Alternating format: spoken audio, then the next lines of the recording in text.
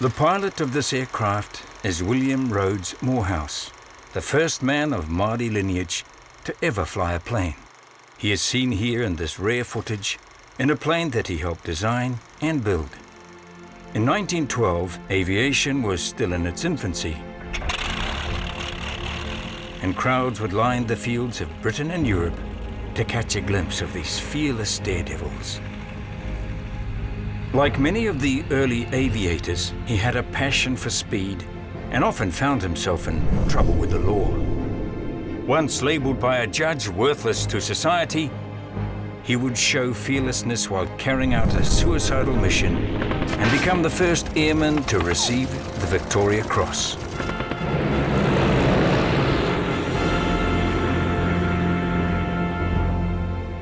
It has to be an act of bravery in the face of the enemy, effectively beyond the call of duty, and often either entails some heroic act that changes the battle or an act which has saved a colleague's life.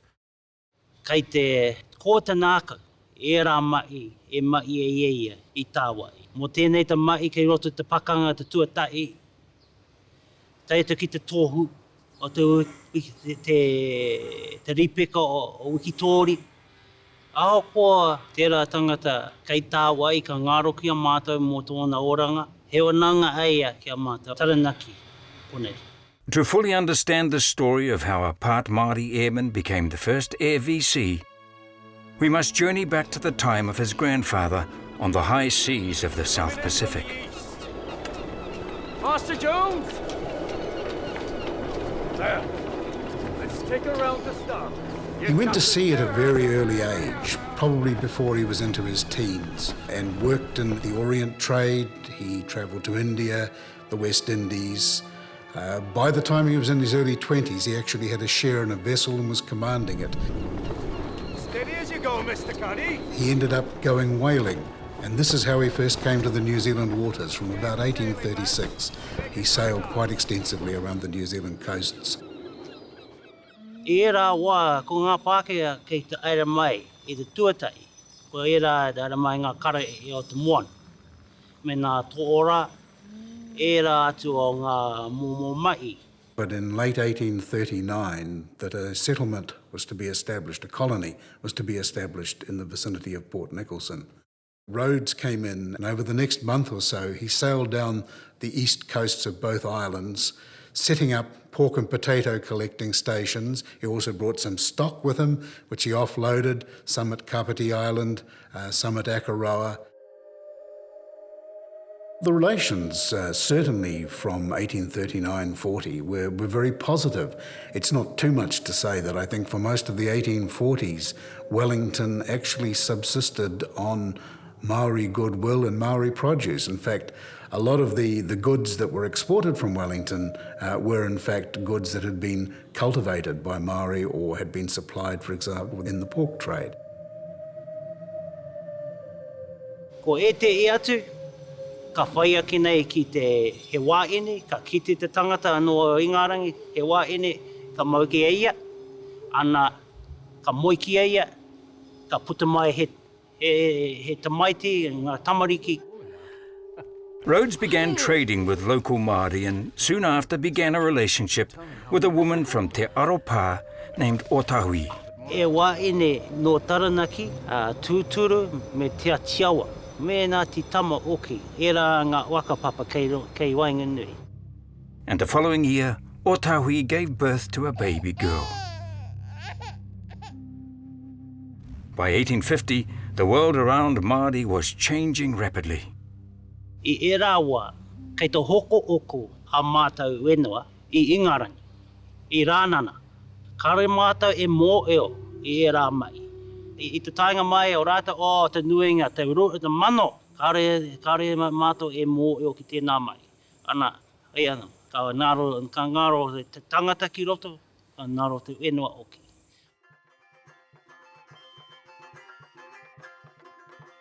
Rhodes was a little bit of an outsider in the settlement. He was certainly one of its movers and shakers, one of its money men, the entrepreneur beyond all entrepreneurs in some ways. He was one of the founders of the Bank of New Zealand.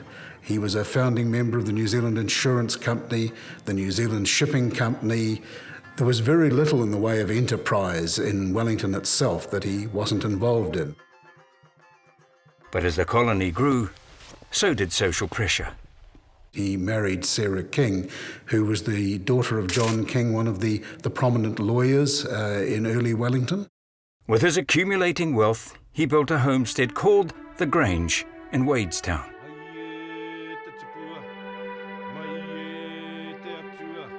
Like most of the Māori parts of this story, we don't know exactly why, but the baby girl who would be christened Mary Ann Rhodes was gifted to Barney Rhodes and his wife. The child, as far as I can establish, must have been born about 1850, so it would be certainly before his marriage to Miss King. She was generally regarded in the settlement as being Rhodes's natural daughter, the term that they used at that particular time to refer to a child born out of wedlock. Wo e te eo o ngā tamariki, kei te noo kei roto i te whānau o te Pākehā me te mā, ka noo. Ki e te e atu, ka mau te tangata Pākehā ki te maiti, tamariki rāne, an ka wehe atu. Mary Ann would have no contact with her birth mother or Māori whānau again. W.B. and his wife raised Mary Ann in the European fashion, and despite several attempts, they would have no other children. And it was a marriage that lasted 10 years because, in fact, his first wife died quite young.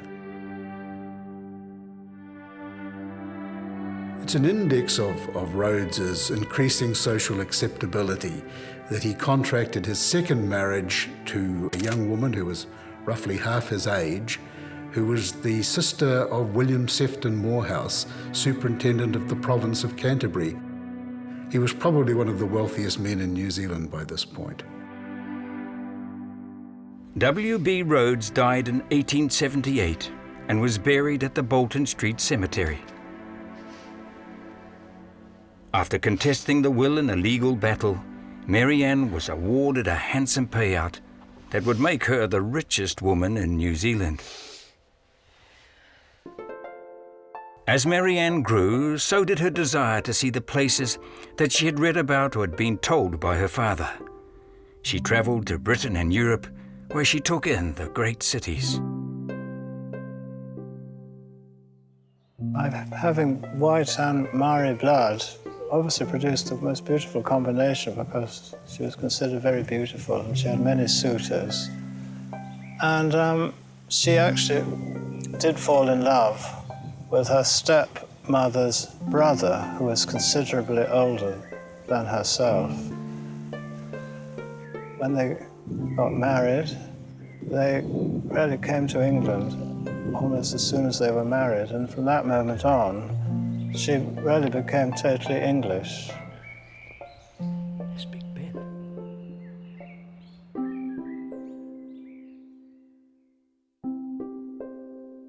On the 26th of September 1887, Mary Ann gave birth to her second child. It was a boy who would be named William Barnard Rhodes Moorhouse. Will was a very animated character who often had the nursing maids entertained.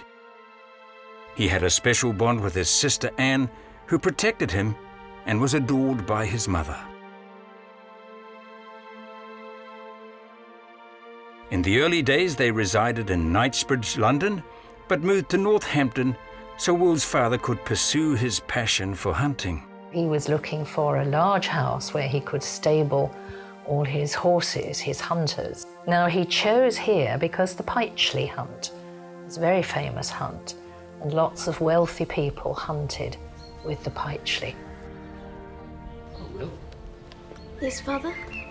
He tried endlessly to get Will involved, but the boy was not interested. His passion was in mechanics and engineering. He was obviously a very rebellious kid, mainly I think because his father was quite an old man. His father was much older than his mother, 15 or so years older than his mother, and I think his father sort of lost interest in the whole business when he was fairly young.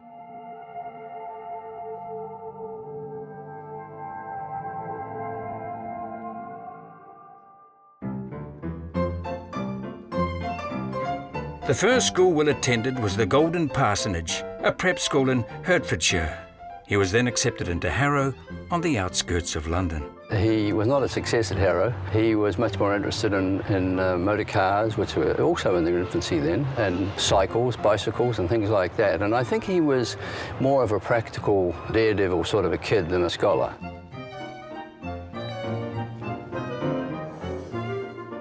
By the time he was 17, he had a number of motor vehicles and was racing them at every opportunity. Well, I've interviewed a number of elderly people in the village in the last few years, and some of those have actually remembered Will himself, or they tell stories of their father. One of the elderly gentleman's father says that he and his brothers used to be asked to sit in the back of Rhodes Moorhouse's motor cars as he flew around the countryside in them, driving very fast for those days, of course, as acting as sort of ballast, so to keep the cars down. Everybody in the village thought he was an absolute madcap, a daredevil, because he drove so fast. In 1906, Will set sail for New Zealand. Aotearoa, land of the long white cloud. Like his grandfather before him, he was about to meet his mother's homeland.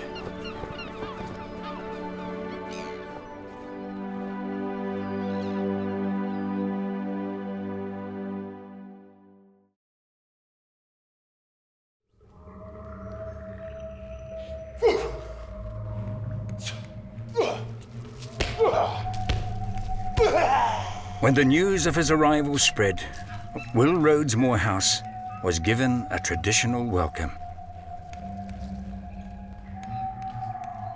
He was intrigued by his Māori relatives and wondered why his mother had not spoken of them. He didn't know what all the fuss was about, but apparently there was a huge interest in him. But he'd never been warned beforehand about Māori. He was able to carry it off. If one says that he could have been an actor, I'm sure it would have been rather wonderful, but there was no way he was expecting anything.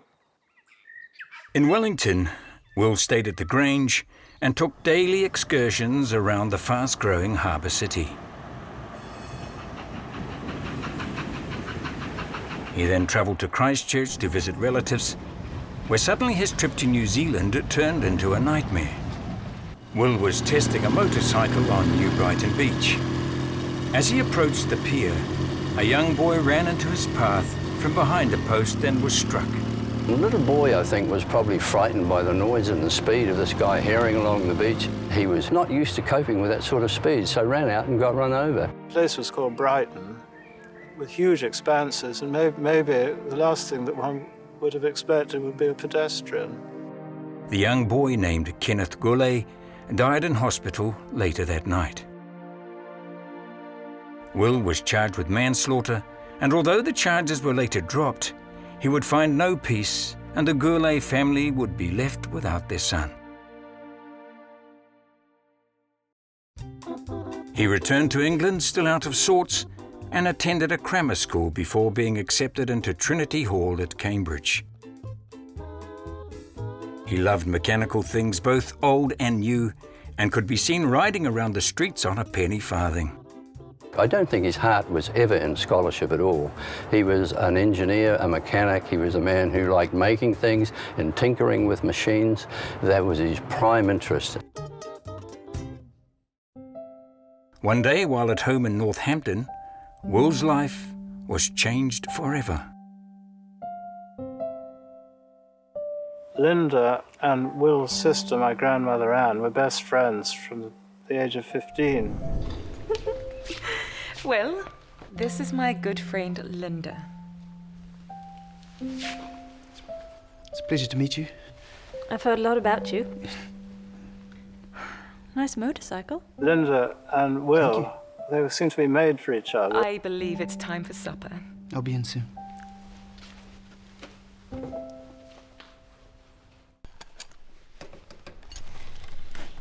The internal combustion engine, with its lightweight and power, was revolutionizing travel. It also held the key for man to finally fly.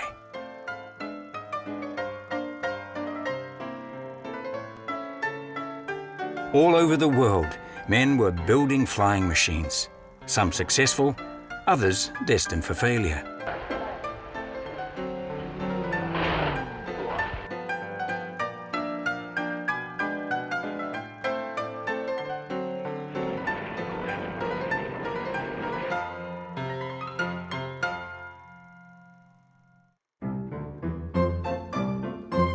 In 1908, Orville and Wilbur Wright brought their biplane to Europe and dazzled crowds with their display. Will's desire to fly and become part of this new wave of technology led him to team up with James Radley, one of Britain's foremost aviators. The following year, they sailed across the Atlantic with a manager and a Blériot to compete in the barnstorming air shows in the United States. They were commended for their efforts at Belmont Park in New York. He was in New York, I think he was in Philadelphia, and then he went to San Francisco. James Radley was the team's senior pilot, but Will took every opportunity to get a feel for the machine, showing a natural talent as a pilot. They were very early days of flying. It was remarkable what they achieved, those young guys at that time. It was amazing.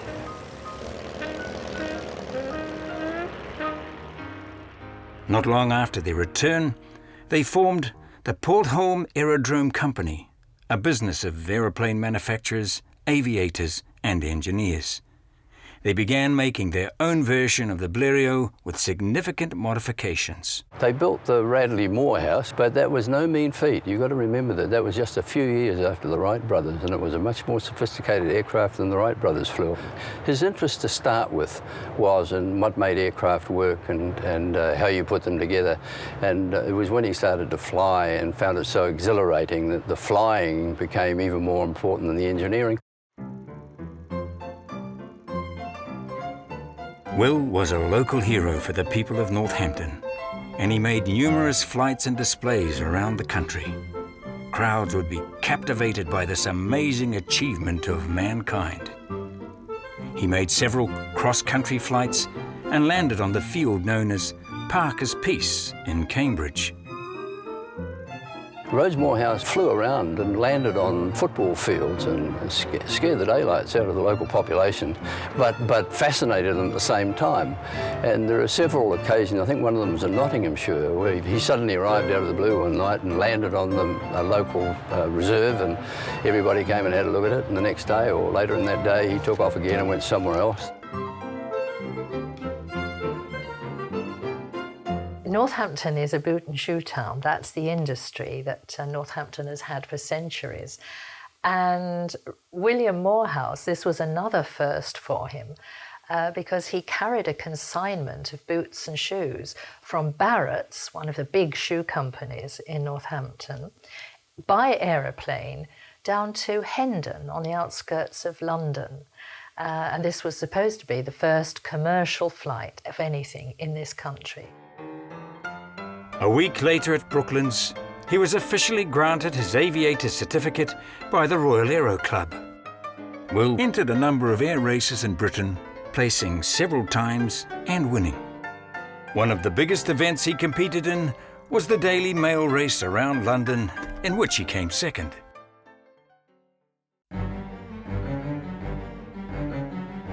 Great risk came with the glamour for these pioneers, and Will was stunned when his good friend Graham Gilmore plummeted to his death after the wings of his plane collapsed.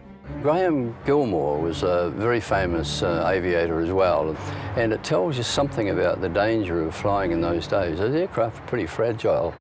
Always standing near his side was his sweetheart Linda, whom he had developed a romance with. Will's relationship with Linda blossomed, and the pair were inseparable. They both had a thrill-seeking spirit, but they also loved to get away and spend time together. In 1912, the young couple married at St. Paul's, Knightsbridge, with many airmen among the guests.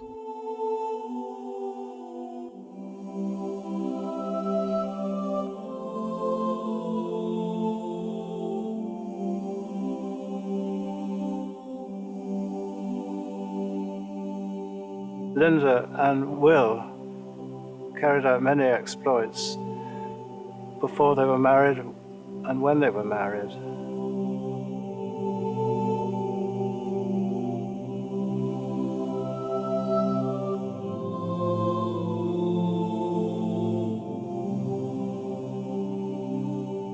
They headed to France for their honeymoon, where Will intended to fly across the channel with Linda and a reporter.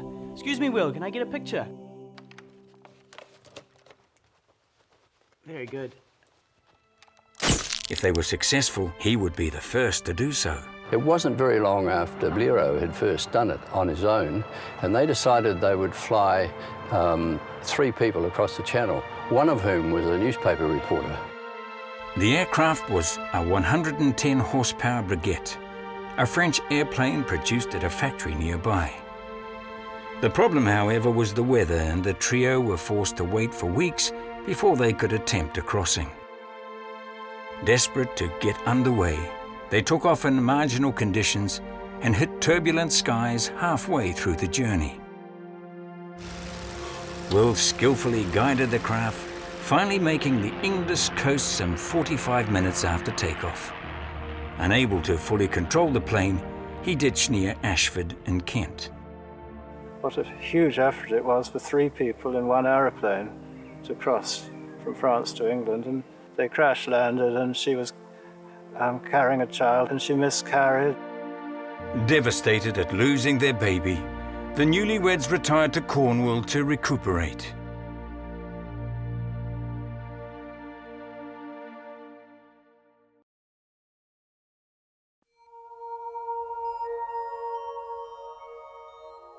After losing a baby in an aviation accident, Will Rhodes Moorhouse and his wife Linda spent time with friends in Cornwall. While reflecting, they took time out to explore the countryside. 1912, there are pictures of them, doing all the things you do in Cornwall, and one particular thing Will did was he created a swimming pool in a bay called Trianon Bay, which everyone uses today. The water is absolutely crystal clear, and it's fully out of one's depth with a diving board, and this is all natural, but it only came about because Will was able to dam up one tiny route where the tide was pouring out of this rock, and by filling that in, it became a permanent swimming pool.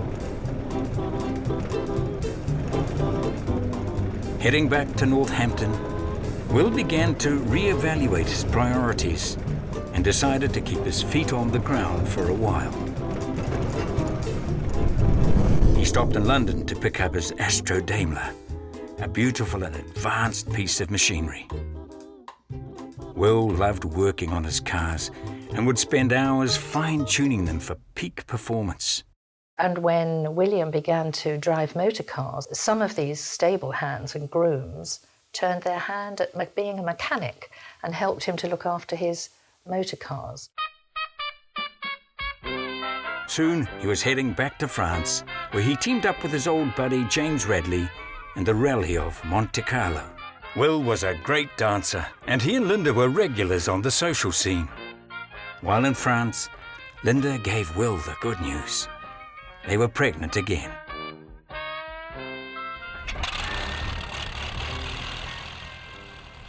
Aviation continued to grow around the world. In New Zealand, this monoplane built by Charles Fisher was flown by Theo White and the Wairarapa.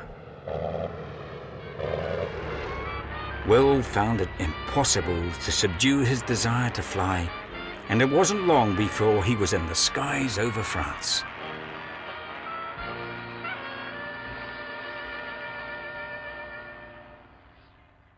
Push, darling.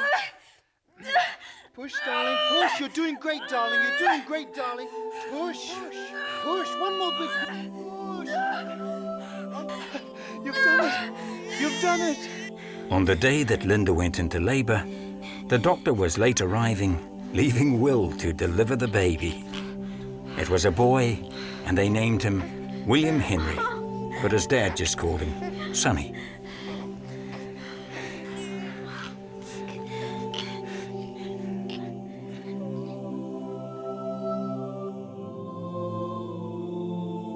But their world, like so many others, was about to be consumed by a cloud of darkness.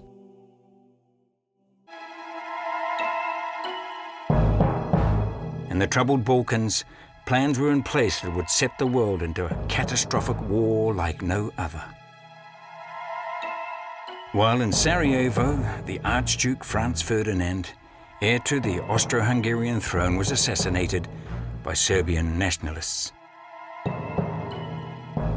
Tensions in Europe had been building for some time, and for those that wanted war, this presented the perfect opportunity to expand their empires.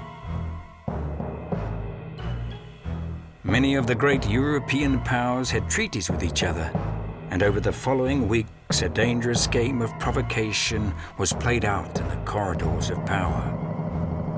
Back in England, the Moorhouse family was planning a move south. Not all that long before the war, the family bought Parnham House, a beautiful big mansion in Dorset. It's a large mansion, beautifully situated below a hill where he and Linda one day wanted to build a house of their own right on the top of the hill. Meanwhile, the situation in Central Europe had not improved. Peacemakers had worked hard, but the will for war was too great. In a sorry state of misplaced imperial honor and military egos, the First World War began. While Austro-Hungarian forces moved south, Germany's army moved west to Belgium and France.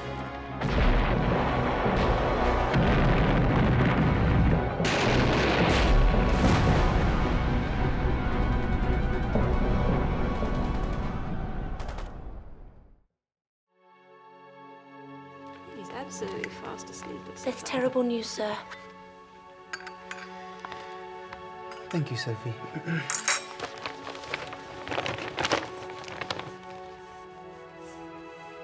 What is it? It's official. We're at war. Dear God. Will you go?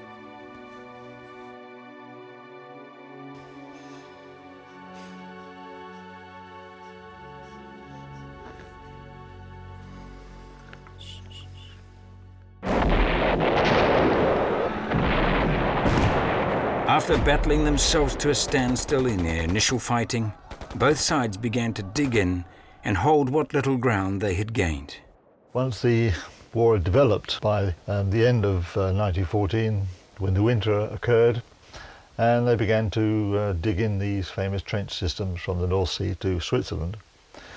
There was a big gash all the way down France, filled with soldiers, machine guns, barbed wire. Suddenly the generals needed reconnaissance, and their traditional method of getting it from cavalry patrols was stopped. Warfare had changed. Reluctantly at first, aircraft were now given the opportunity for action. So the airplane was suddenly important because they could do the cavalry role and fly over these obstacles and see what was happening on the other side of the hill. As it developed, they could photograph them quite well. That time, it was a defining moment of warfare, moving from what were fixed positions of men on the ground to this new dynamic of being up in the air. It was like bringing 3D to the battlefield. At the age of 27, Will was considered old to be volunteering for duty, and his application was initially turned down. But with the lack of experienced pilots, he joined the Royal Flying Corps at Farnborough, the location of the Royal Aircraft Factory. His first duties were testing aircraft and equipment, giving valuable feedback to designers and engineers. In 1915, the airplanes at that time on the British side were a lot BE-2s, biplanes, which were two-seater planes, one pilot and one observer. And that was the main use of the airplane. It was for observation. He also provided experience for younger pilots who were eager to see action.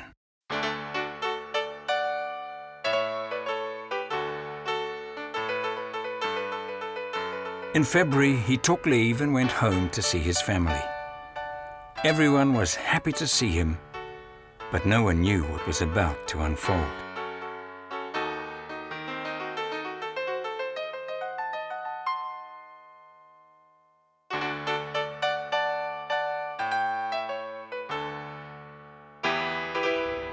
When Will reported back for duty, he was transferred to Moorhouse in France, where he was about to find out just how bad the war was.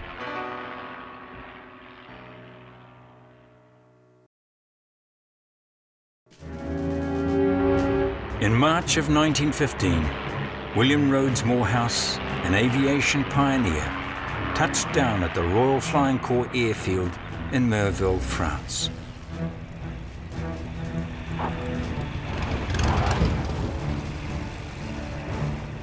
The base was commanded by Major Webb Bowen, and his flight commander was Morris Blake.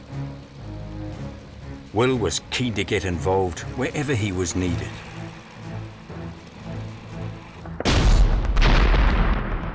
The war by this stage was locked in a stalemate. Neither side was able to take the advantage. The aeroplane, with its mobility, was now of vital importance to both sides. The aircraft's role in these early days was purely reconnaissance. There was no air fighting as such. If you came across a German airplane, you might wave just as easy as you shot at him. The city of Ypres was a thorn in the side for the German forces. It remained the only major city in Belgium that was not under German control. While for the British and their allies, it represented victory or defeat. Eager to make a breakthrough, German command mobilized a secret new force. Known as the Disinfection Unit, they were about to unleash a weapon that would change the way wars were fought. On the 22nd of April 1915, the battle began conventionally with heavy artillery fire.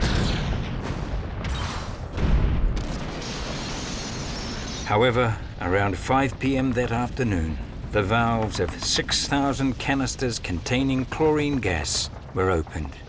Fanned by an easterly, a yellow smoke drifted silently toward the Allied lines. And it was spotted from the air by a chap named Louis Strange in an aeroplane, seeing this funny cloud stuff coming across the ground. And of course, he decimated the frontline troops. Now, this was a great problem because now Ypres was in grave danger. The Germans now realized that they did have an advantage, so they were going to push more troops into the area, and it became an all-important mission for the rails line stations to be disrupted to curtail this reinforcement. The target was the railway station of Courtrai, and for the Germans it was one of the main points where troops were assembled and from there were trained to the actual front area. Aerial bombing had not been widely used at this stage of the war, and the accurate targeting of rail networks was random at best. The engineers at No. 2 Squadron planned to rig a 100-pound bomb under the fuselage of the plane. In terms of aerial warfare, this was entirely new. There was only one man with enough experience to carry out such an operation. His flight log shows him testing the aircraft just 2 days before the mission. Will knew that to get a direct hit, he would have to fly as close to the target as possible, putting his life in real danger. On the eve of his mission, he wrote letters to Sonny and Linda. Sonny was born in 1914, so he would have been less than a year old, but there was a famous letter that was left for him by Will. It must have assumed that he may well not come back, and therefore wrote the letter to be read should he not come back. My dear Sonny, this is the first and last letter I shall ever write to you. You are now just over a year old and the dearest, happy little chap I've ever seen, and thank God you don't realize the awful war that is going on now. Years hence, you will be shown this letter and your dad's photograph by your dear mother, who has always been the sweetest and dearest wife a man could possibly have. Your dear mother and I have never had a quarrel, and it is for you to fill up the gap by exerting all your energies to be a great comfort to her, who has been so sweet to your dad and yourself. Tomorrow I am going out at a very early hour, long before you will be out of bed, on an expedition which, if this letter reaches home, I shall be dead. Always keep up your position as a gentleman and make your friends at school true friends. Not for what they can get, but friends because they like you as a good fellow. I am looking at your sweet little face now, and God bless you, my dear boy. Goodbye, Sonny. Your loving father, Will Rhodes, Moorhouse. My dearest Linda, goodbye, darling. I am off on a trip from which I don't expect to return, but which will, I hope, shorten the war a bit. I shall probably be blown up by my own bomb, or if not, killed by rifle fire. Well, God bless you, my darling. I have no regrets. We have never had a quarrel, and dear old Sonny will help to fill the gap. Goodbye, my darling pet. God keep you always dear.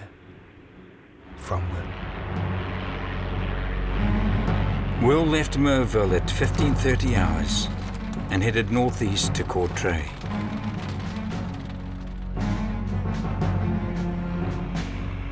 He managed to cross the front and get to the outskirts of the city without being detected.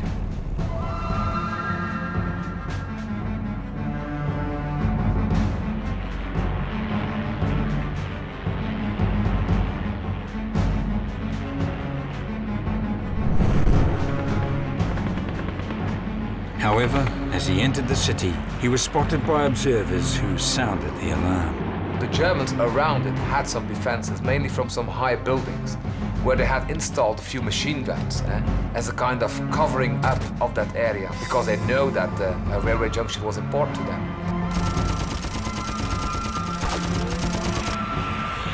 He had to fly very low and very slow to drop his bomb accurately in the middle of that.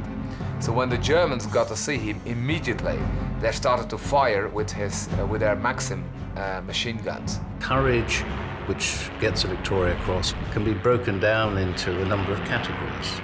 You get those which are cold and calculating courage of somebody who in advance knows the perils and dangers and still goes in. He would have decided that the closer they are to the target, the more chance of making their bomb count. Flying at a safe height of 1,500 feet doesn't sound a lot, but a bomb could have gone anywhere. You only got to miss by a couple of yards and you do no damage. The plane was badly damaged. Rhodes Moorhouse was wounded on a few fingers and also in his stomach and some vital organs.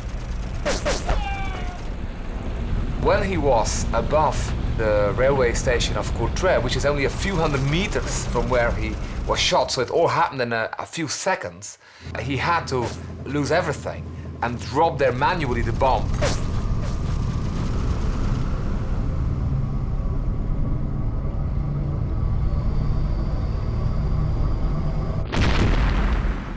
He nearly got a crash actually on the station, but he was just in time to handle that back and got over with his plane.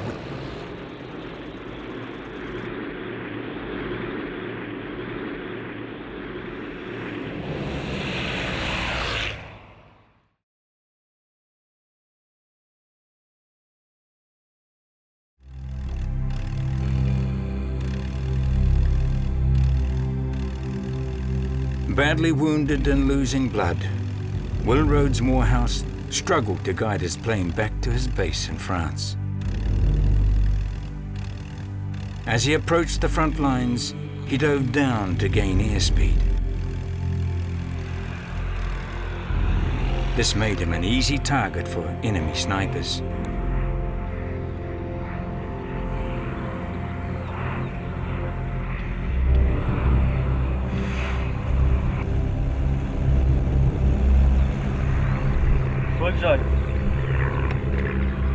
England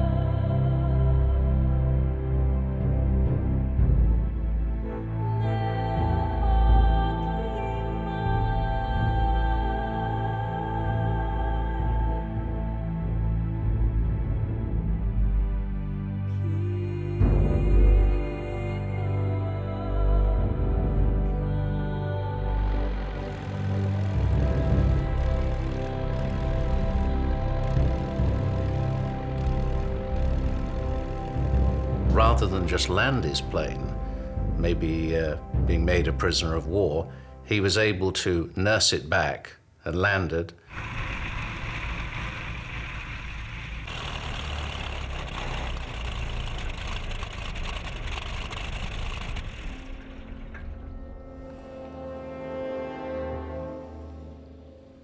Get a stretcher! Immediately after his landing in Merville, he was of course taken away by stretcher bearers.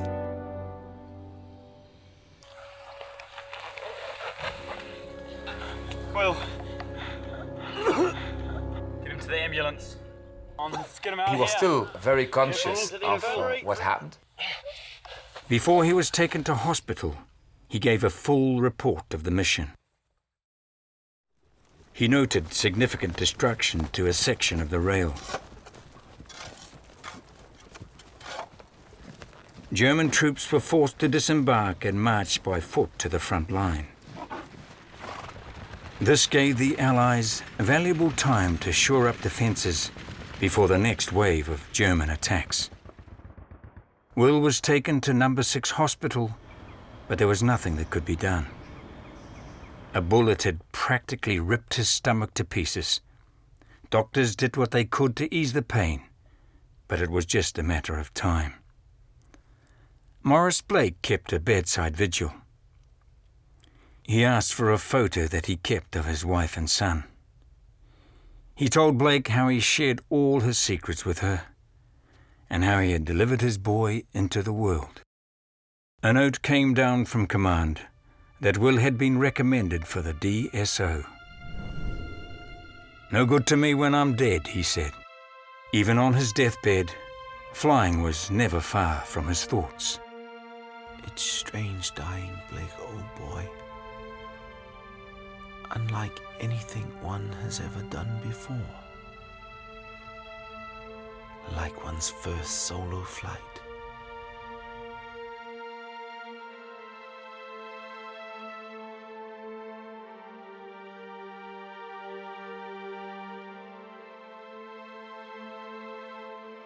The most remarkable thing for me about Rhodes Moorhouse is not what happened to him in his already remarkable life, but after that, because from the beginning of the war it was decided that soldiers who got killed here would not be repatriated. They would be buried here on the site on the Western Front and remain here forever. For instance, Queen Victoria's grandson, who was a prince who got killed here in 1914, his body also stayed here in the area. But it's very exceptional that a war hero who was killed on the Western Front was buried back home in England.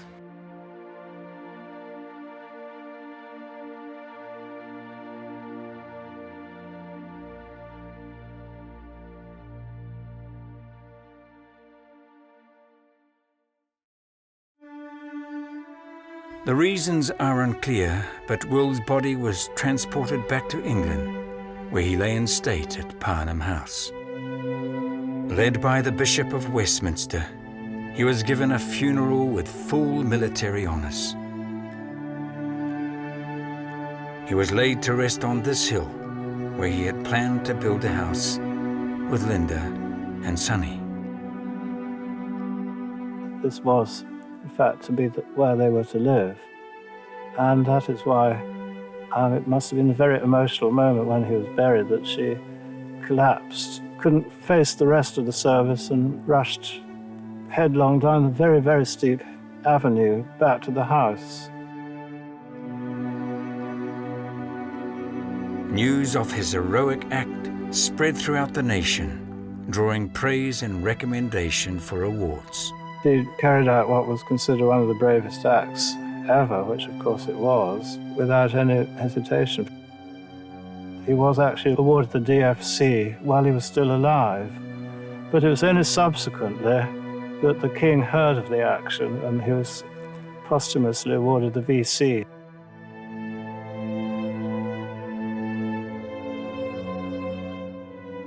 He was awarded for his act of bravery in an almost impossible mission, the Victoria Cross, the highest British military distinction and the first RVC ever.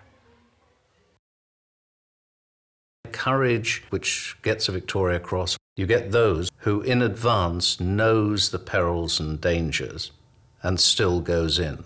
I would suggest that his selfless sacrifice in what he did and how he managed that direct hit and how many lives it must have saved, that he perhaps would have felt the sacrifice was worth it. Reira, e kia nei nā, kei te very proud I tōna mai. Aho kua ka wehe ai ia, ka naro ai ia ki a mātou, I te wā I tā wā I ia, kei te aroha pai, kei te okaro pai muna. He wananga, he wananga. Like the rest of the world, he had no idea that this bloody conflict would rage on for another 3 years. They fought on the land.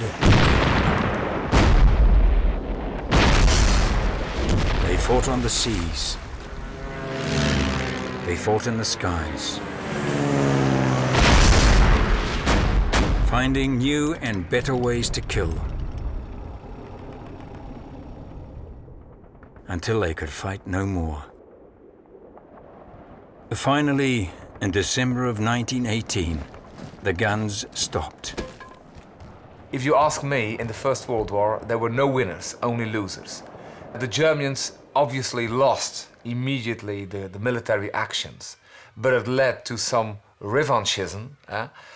They were treated very bad by the Treaty of Versailles, that in fact there was already the beginning of a Second World War.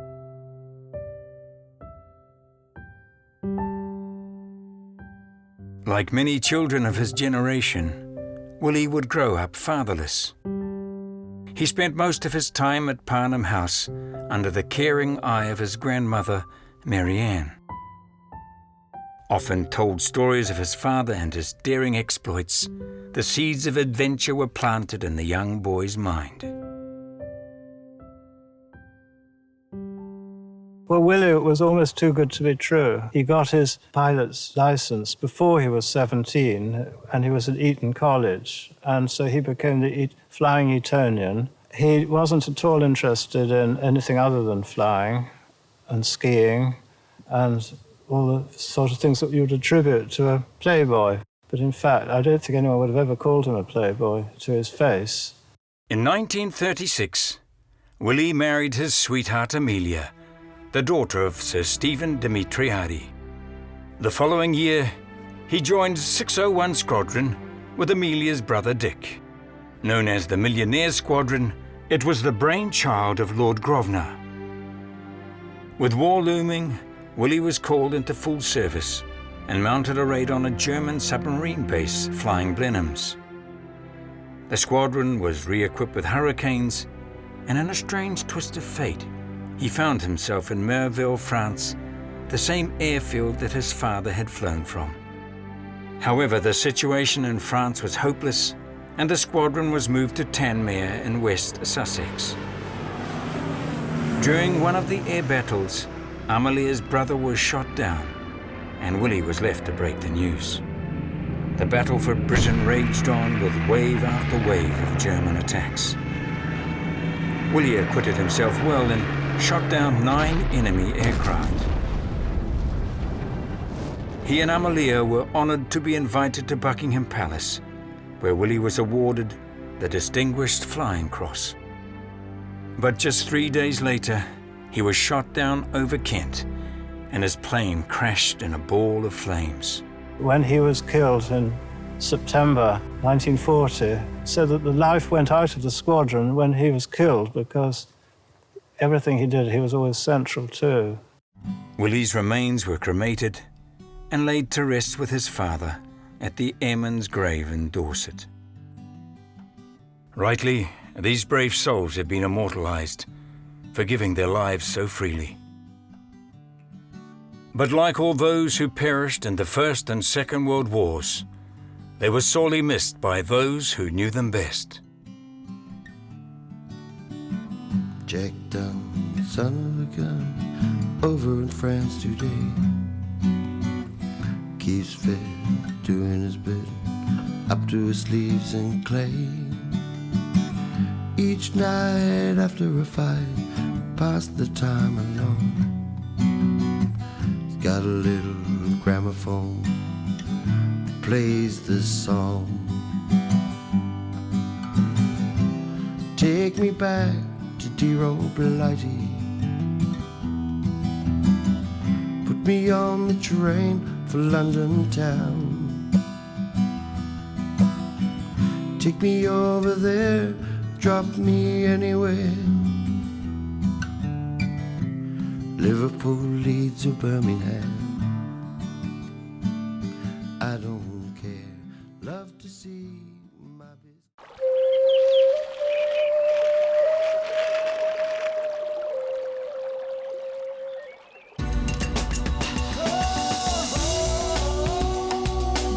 He mea toko nā te manga. Supporting local content so you can see more of New Zealand on air.